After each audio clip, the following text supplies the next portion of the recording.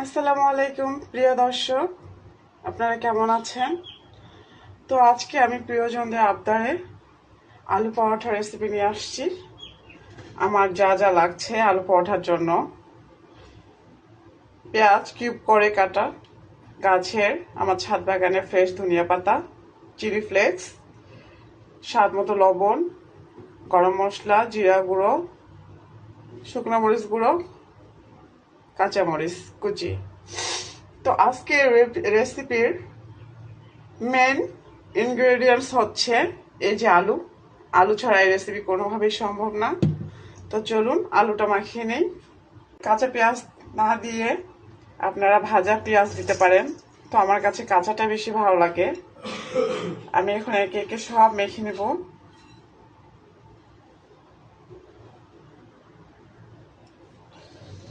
এখানে আমি 1.5 কেজি আলু নিয়েছি।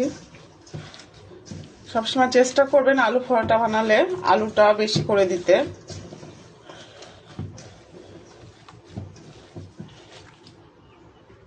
আর দিয়ে দিচ্ছি আটা। আপনারা আটা ময়দা যে যেটা দিতে পারেন,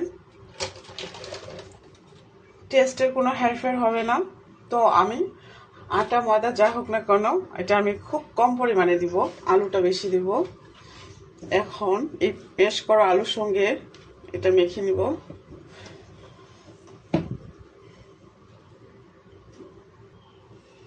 তো উপরে আমি একটু ঘি ছড়িয়ে দিব।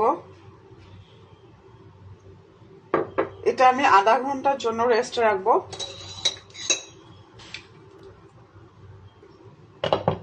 তো আধা ঘন্টা পর ফিরে আসলাম।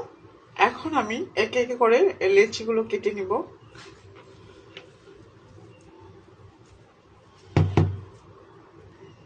যে যেভাবে খেতে পছন্দ করেন, অনেকে অনেক পাতলা খেতে পছন্দ করে, আর অনেকে একটু মোটা করে খায়।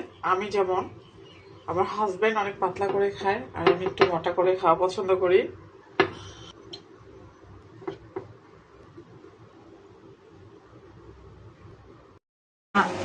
বেশি পাতলাও না আবার মোটাও না, মিডিয়াম করে বানিয়েছি।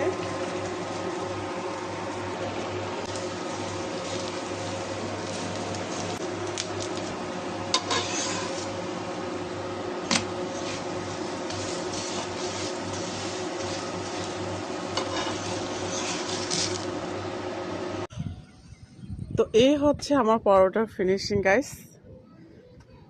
তো আশা করি সবাই বানিয়ে খাবেন, আর আমার ভিডিওটি ভালো লাগলে আমাকে ফলো দিবেন। আচ্ছা, এই পর্যন্ত। আল্লাহ হাফেজ।